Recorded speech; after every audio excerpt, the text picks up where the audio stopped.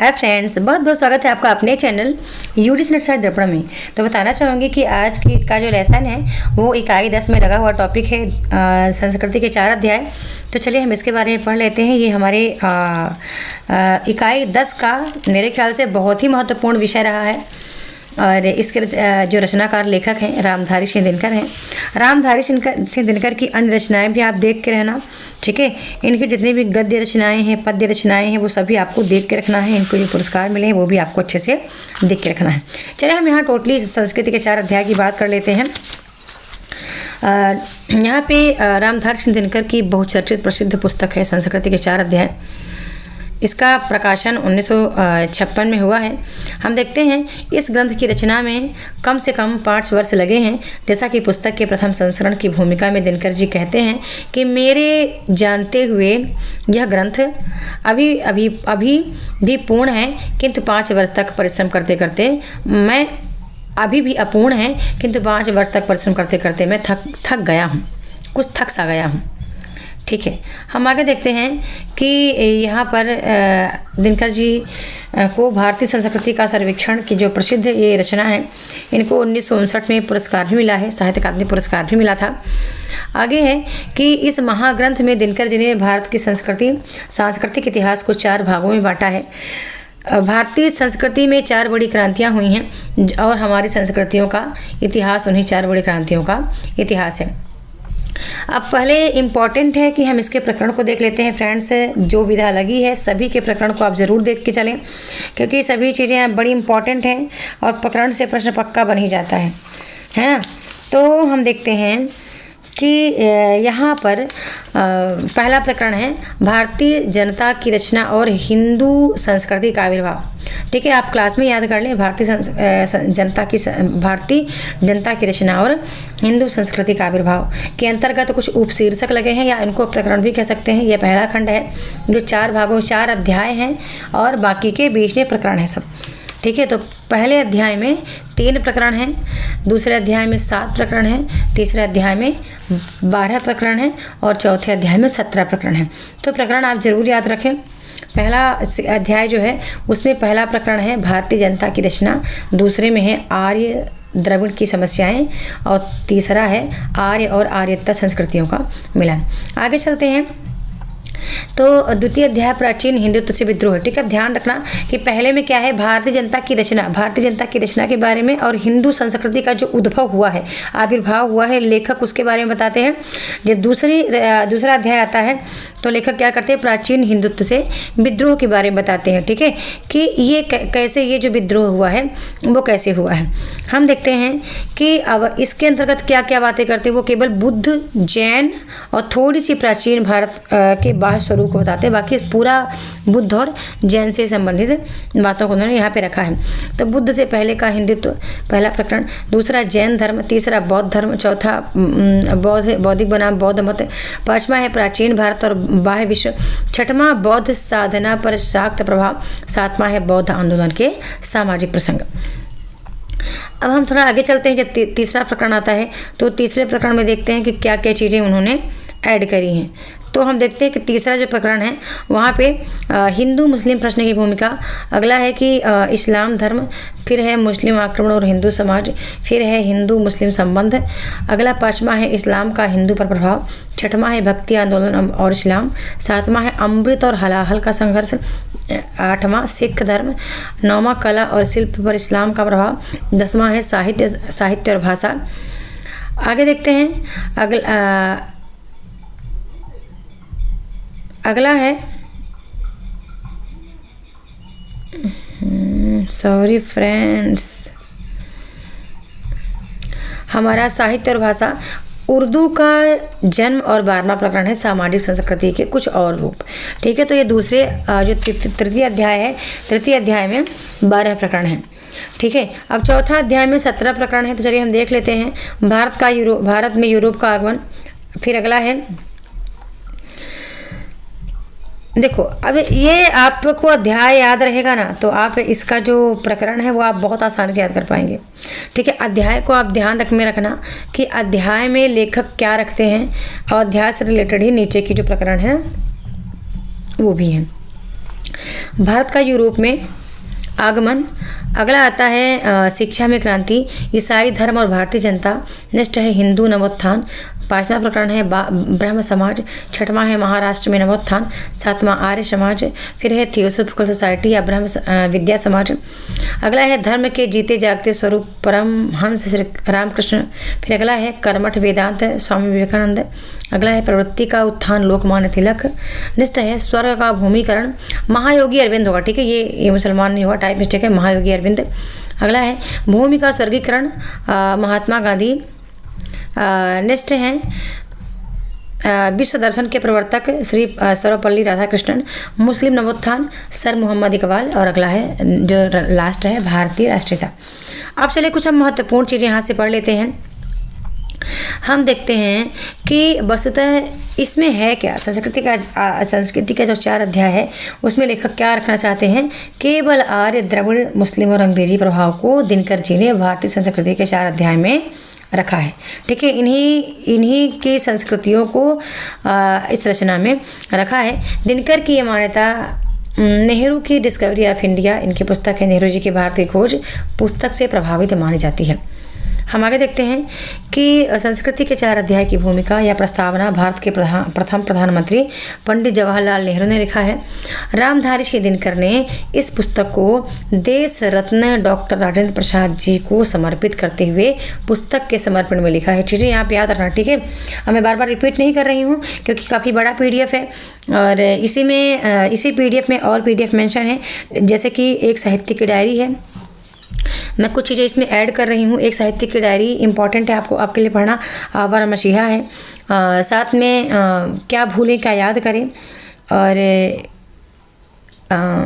अरे यावर रहेगा याद। कुछ रचनाएं हैं जो कि आपको विशेष तौर पे ध्यान देना है, ठीक है ना। आगे देखते हैं कि संस्कृति को इन्होंने लिखा कि सामासिक क्या लिखते हैं कि सामासिक संस्कृति को साकार प्रतिमा, मैं थोड़ा सा रेड कलर ले लेती हूँ तो ज़्यादा सही रहेगा, ठीक है ना। साकार प्रतिमा डॉक्टर राजेंद्र प्रसाद की पुनीत कर कमलों में। पुस्तक के समर्पण पृष्ठ पर ही इस पद्य को रखा गया है। एक पद्य आता है, आर्य है अनार्य है द्रविड़ चीन है शक हूण दल है पठान मुसलमान एक शरीर में समाहित है। आगे देखते हैं कि क्या दिनकर जी ने कहा है कि 4 भारतीय संस्कृति में 4 बड़ी क्रांतियाँ हुई हैं और हमारी संस्कृति का इतिहास उन्हीं 4 क्रांतियों का इतिहास है। इस पुस्तक इन्हीं 4 क्रांतियों का इतिहास है, मतलब कहते हैं कि यह पुस्तक जो है इन्हीं 4 क्रांतियों का इतिहास है। वे 4 क्रांतियाँ इस प्रकार हैं। अब थोड़ा सा इसके बारे में बताते हैं तो इनको आप ज़रूर ध्यान रखें। पहली क्रांति तब हुई जब आर्य भारतवर्ष में आए अथवा जब भारतवर्ष में उनका आर्यतर जातियों से संपर्क हुआ, ठीक है। जितनी चीज़ें यहाँ पे इंक्लूड है सारी बहुत इंपॉर्टेंट है। आप हो सके तो स्क्रीनशॉट लीजिए या हो सके तो आप नोट डाउन करते जाएं क्लास देखते देखते।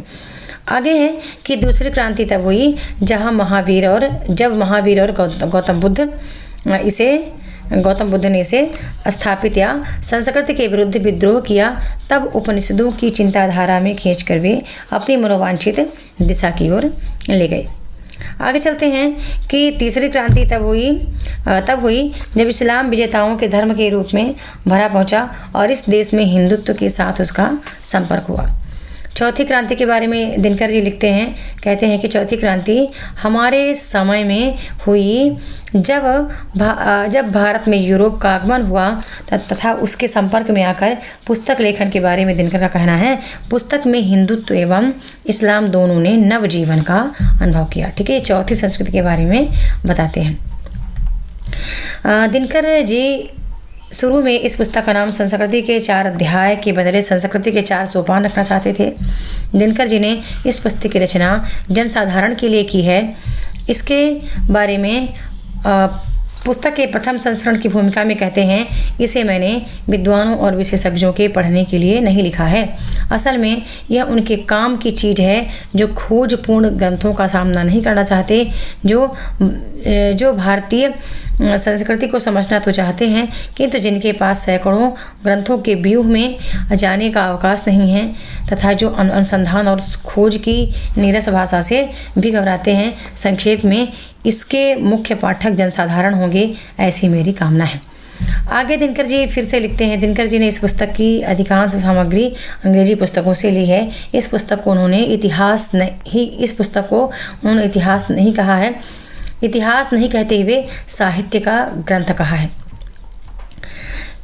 दिनकर जी ने संस्कृत के 4 अध्याय को लिखने में जो परिश्रम किया उसके बारे में वो स्वयं कहते हैं, जिस परिश्रम से मैंने यह पुस्तक लिखी है उस परिश्रम से मैंने कुछ और नहीं लिखा। संस्कृति के 4 अध्याय पुस्तक के तृतीय संस्करण में बहुत बदलाव किया गया है। पहले संस्करण में आर्य द्रविड़ समस्या का वृत्तांत संक्षिप्त था। तीसरे संस्करण में यह विस्तृत रूप में दिया गया है। आर्य और आर्येतर संस्कृतियों का मिलन भी फिर से लिखा गया है। तीसरे संस्करण में बौद्ध धर्म के प्रसंग में बौद्ध साधना पर शाक्त प्रभाव बिल्कुल नया अध्याय है। पुस्तक के तीसरे खंड में इस्लाम खंड का पूरा दोबारा लिखा गया है। इस खंड में दिनकर जी ने 20वीं सदी में, कौन से तृतीय खंड में दिनकर जी ने 20वीं सदी में भारत के बंटवारा का बीजारोपण मुगल काल में ही शेख अहमद सरहिंदी के प्रचार को मानते हुए इसका विस्तृत वर्णन किया है। तीसरे संस्करण में सबसे कम परिवर्तन हुआ और परिवर्तन चौथे अध्याय में, मतलब जो तीसरे संस्करण में कम परिवर्तन था, जो ज़्यादा नहीं लिख पाए थे, वो उन्होंने चौथे अध्याय के 17 प्रकरण में अपनी बात को लिख दिया। हम देखते हैं दिनकर ने ग्रंथ का उपसंहार पहले के संस्करणों में नहीं लिखा था, केवल तीसरे संस्करण में ही लिखा था। आगे संस्कृति के 4 अध्याय ग्रंथ पाठकों के बारे में दिनकर जी कहते हैं, लगभग 6 वर्षों के भीतर इस ग्रंथ को कोई 300 पत्र प्राप्त हुए, जिनमें से अधिकांश पत्रों में ग्रंथ परिमार्जन के सुझाव थे। कुछ ऐसे पत्र भी थे जिनमें ग्रंथ की भूरी भूरी प्रशंसा की गई थी अथवा यह कहा गया था कि लेखक अज्ञानी और मूर्ख है। आगे देखते हैं कि संस्कृति के 4 अध्याय की ऐतिहासिकता के बारे में दिनकर का कहना है कि यह महल यानी यह पुस्तक साहित्य और का दर्शन है। इतिहास की हैसियत यहाँ किराएदार की है। ठीक है, दिनकर जी के स्वयं का कथन है। ब्राह्मण और बौद्ध के बीच कटु रिश्तों के बारे में दिनकर जी का कहना है कि उनके बीच सांप और नेवले का संबंध था। ब्राह्मण में कहावत चला हुआ था कि जो व्यक्ति मरते हुए बौद्ध के मुख में पानी देता है वह नरक को जाता है। दिनकर ने पुस्तक में लिखा है, अंग बंग कलिंग सौराष्ट्र और मगध में जैन और बौद्ध अधिक थे, अतः ब्राह्मणों ने इन प्रांतों में न जाने कि धार्मिक तौर पर रोक लगा दी थी। आगे देखते हैं कि दिनकर ने लिखा है कि हिंदू मुस्लिम एकता के हमारे देश में 3 बड़े नेता हुए, कबीर, अकबर और महात्मा गांधी। हम फिर देखते हैं कि इन्होंने दिनकर जी ने पुस्तक में हिंदुत्व और इस्लामी कट्टरता पर बराबरी से प्रहार करते हैं। उनका मानना है कि इस्लाम प्रभावित होने से डरता है, क्योंकि संशोधित, प्रभावित या सुधारा हुआ इस्लाम नहीं है। उधर हिंदुत्व इस बात का अभिमानी रहा है कि हिंदुत्व के भीतर चाहे पतित ही समझा जाए, किंतु जन्मना वह सभी से श्रेष्ठ है। आगे देखते हैं कि इस्लाम की कट्टरता कि हमारा वही रूप ठीक है जिसे नबी ने परिवर्तित किया था, और हिंदुत्व का यह आग्रह कि धर्म के मामले में हमें किसी से कुछ सीखना नहीं है। ये दोनों बातें दीवार बनकर इस्लाम और हिंदुत्व के बीच खड़ी हैं। आगे देखते हैं कि पुस्तक में जन विज्ञानियों का साधारण विश्वास है कि गोरे रंग के लोग आर्य वंश के हैं और जिनका रंग पक्का काला है वे आर्येतर हैं। आगे हम देखते हैं कि जन विज्ञान ने संसार की सभी जातियों को 3 नस्लों में बांटा है। इम्पॉर्टेंट है, फिर ध्यान रखना, ये दिनकर जी की पुस्तक से है कि पहली नस्ल गोरे लोगों की जिन्हें काकेशियन, दूसरी नस्ली मतलब काकेशियन कहा गया, दूसरी नस्ल पीले रंग वालों की जो मंगोल जाति के काले लोगों की है। ठीक है, अच्छा, दूसरी नस्ल पीले रंग वाले लोगों की है, और जो मंगोल जाति के काले लोगों की है जो इथोपियन परिवार के हैं, वह तीसरी नस्ल हैं। मैं आपको एक अच्छे से पढ़ती हूँ, फिर से देखना, ठीक है। पहली नस्ल किसकी है? जो गोरे लोग हैं, यानी कि जिन्हें काकेशन कहा गया। फिर दूसरी नस्ल पीले रंग वाले लोगों की है, जो मंगोल जाति के पीले रंग वाले कौन हैं? मंगोल जाति के हैं। और काले रंग वाले कौन हैं? इथोपियन परिवार के हैं। ये तीसरी नस्ल है, ठीक है। काले रंग वाले इथोपियन परिवार के हैं। इस तरह से आगे देखते हैं कि वस्तुतः रंग की दृष्टि से संसार में 3 प्रकार के लोग हैं, गोरे, काले और पीले। भारतीय लोगों में इन तीनों रंगों के प्रतिनिधि मौजूद हैं और रंगों की दृष्टि से भारतीय मानवता विश्व मानवता का अद्भुत प्रतीक मानी जा सकती है। हम देखते हैं कि वैदिक संहिताओं के अनुसार आर्य जहाँ रहते हैं उस देश को सप्त सैंधव कहा जाता था। बाद में वही देश ब्रह्मवर्त और मध्य देश भी कहलाने लगा। सप्त सैंधव, ब्रह्मवर्त तथा मध्य देश, इन 3 नामों के आधार पर कहा जाता है कि आर्य भारत के ही थे और पहल सिंधु नदी के किनारे आए थे।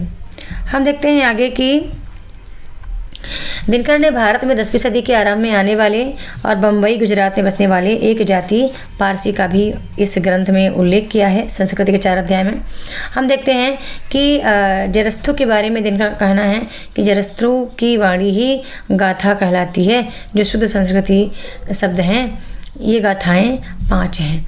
अब और क्या जिक्र है इसमें? एक जिक्र है राधा के बारे में। पुस्तक में बताया गया है कि वैष्णवों के 3 प्रसिद्ध पुराण हैं, हरिवंश पुराण, हरिवंश, विष्णु पुराण और भागवत पुराण में से किसी में भी राधा का जिक्र नहीं है। आगे भारत में संस्कृतियों के विराट समन्वय का श्रेय दिनकर जी राम कथा को देते हैं। ये भी आप ध्यान रखना, कुछ चीज़ें आप ध्यान रखना, ठीक है। जैसे ये वाला पॉइंट आप ध्यान रखना जो राधा के बारे में बताया गया है। एक ये पॉइंट आप ध्यान रखना कि जो समन्वय की विराट चेष्टा के बारे में दिनकर ने राम कथा को बताया है। आगे हजरत ईसा ने ईसाईत को और हजरत मोहम्मद ने इस्लाम को जन्म दिया, किंतु हिंदू धर्म किसी एक पुरुष की रचना नहीं है। आगे देखते हैं, ये भी आप ध्यान रखना, दिनकर ने इस पुस्तक में बुद्ध के 4 आर्य सत्य बताए हैं। मनुष्य दुखी है, पहला है। दूसरा, दुख अकारण नहीं है। तीसरा, दुख का विरोध संभव है। चौथा है, इस निरोध का मार्ग भी है। हम देखते हैं कि महात्मा बुद्ध के अष्टांगी मार्गों का भी उन्होंने उल्लेख किया है। सम्यक दृष्टि, सम्यक संकल्प, सम्यक वचन, सम्यक कर्मांत, सम्यक आजीवन, सम्यक व्यायाम, सम्यक स्मृति, सम्यक समाधि। दिनकर जी ने बौद्ध मठ के बारे में लिखा नाम का मंदिर है, ठीक है। यहाँ पे थोड़ा टाइप मिस्टेक हुआ है, मैं आपको बता देती हूँ। बड़ा इंपॉर्टेंट है कि दिनकर जी ने क्या लिखा है कि बलख में, ठीक है, ये ऊपर जाएगा, ठीक है। बलख में एक नौका विहार नाम का मंदिर है, जिसका पुजारी कौन है? बरामका है, ठीक है। बरामका है, जिसके बारे में किसने? वाजपेयी जी का अनुमान है कि वाजपेयी जी का अनुमान है कि कार्य के मंदिर और बलख के नौका विहार मंदिर की पूजा होती है, ठीक है। ऐसे आएगा, तो वहाँ पे थोड़ा टाइप मिस्टेक है। और आगे देखते हैं, यहाँ पे नेक्स्ट देखते हैं, ये बुद्धदेव आपको कट करना है, ठीक है। आगे हम देखते हैं कि अरबी फारसी में मूर्ति के लिए जो बुद्ध शब्द प्रचलित है वह बुद्ध का ही अरबी रूप है। नौका विहार नौ विहार या बौद्ध मठ का ही शब्द रहा है। दिनकर जी ने इस पुस्तक में बताया है कि तुर्क असल में हूणों की एक शाखा थे, जिनका असली नाम असेना था, ठीक है। जिनका असली नाम क्या था? असेना था। इस्लाम का मूल मंत्र था, अब इनकी पुस्तक में आता है कि ला इलाहा इल्लल्लाह मुहम्मदुर रसूलुल्लाह, जिसका अर्थ होता है अल्लाह के सिवा कोई और पूजनीय नहीं तथा मोहम्मद उसके रसूल हैं। आगे देखते हैं, कुरान में हर मुसलमान के लिए 5 धार्मिक कार्य निर्धारित किया गया है। ये बताते हैं क्या होता है। जब मुस्लिम आर्य के बारे में बात करते हैं तो इन्होंने क्या क्या बताया है कि क्या चीज़ें इंपॉर्टेंट है। कहते हैं कलमा पढ़ना, इस मंत्र का पारायण करना कि हिंदू के ईश्वर एक है और मोहम्मद उसके रसूल हैं। इस्लाम का एक ईश्वरवाद इसी मंत्र पर आधारित है। नमाज पढ़ने की बात ये बताते हैं अपनी इस पुस्तक में, ठीक है। रोज़ा रखना, जक़ात अपनी वार्षिक आय का 40वां हिस्सा दान में देना, और 5वां है हज तीर्थों में जाना। सिखों में पगड़ी बांधने की परंपरा गुरु गोविंद से ने चलाया था। इन्होंने ही पंच ककार को अनिवार्य बताया है। पंच ककार को सिखों के लिए अनिवार्य बताया है। कंघी, कच्छा, कड़ा, कृपाण और केस। आगे देखते हैं कि जोन्स ने एशियाटिक सोसाइटी में 1786 में अधिवेशन में 86 वाले अधिवेशन में एक घोषणा की थी, टाइप मिस्टेक है, घोषणा की थी कि संस्कृत परम अद्भुत भाषा है। यह यूनानी से अधिक पूर्ण और लतीनी से अधिक संपन्न है। हम देखते हैं 22 मई सन 1772 में बंगाल के वर्धमान जिला में जन्म लिए राजा राम मोहन राय ने 20 अगस्त सन 1828 को कोलकाता में ब्रह्म समाज की स्थापना की है। अच्छा, जब संस्कृत के 4 अध्याय पढ़ते हैं तो बहुत सारी चीज़ें आपकी क्लियर, क्योंकि जितना भी आप जो वैदिक, लौकिक, बौद्ध, ये जैन मत सब पढ़ते हैं तो इतना बढ़िया विस्तार से दिया है इन सब चीज़ों के बारे में। पुस्तक काफ़ी मोटी है, लेकिन जैसा कि लेखक ने लिखा भी है कि यदि जो कोई रिसर्च करने जाए यदि संस्कृति पर, भारतीय संस्कृति पर, तो यदि इस पुस्तक को ही पढ़ ले तो वो बहुत सारी चीज़ें यहाँ से कवर कर सकता है। ठीक है। केशव चंद्र सेन ने मात्र 19 वर्ष की आयु में ब्रह्म समाज में प्रवेश किया। दिनकर जी ने भारतीय राष्ट्रीयता का जनक बाल गंगाधर तिलक को माना, जबकि इंडियन अनरेस्ट के लेखक ने तिलक जी को भारतीय विद्रोह का पिता कहा है। दिनकर जी आर्य समाज के संस्थापक स्वामी दयानंद सरस्वती के बारे में लिखते हैं कि केशव चंद्र और रानाडे की तुलना में दयानंद वैसे ही दिखते हैं जैसे गोखले की तुलना में तिलक। जैसे राजनीति के क्षेत्र में हमारी राष्ट्रीयता का सामरिक तेज पहले पहल तिलक में प्रत्यक्ष हुआ, वैसे ही संस्कृति के क्षेत्र में भारत का आत्माभिमान स्वामी दयानंद में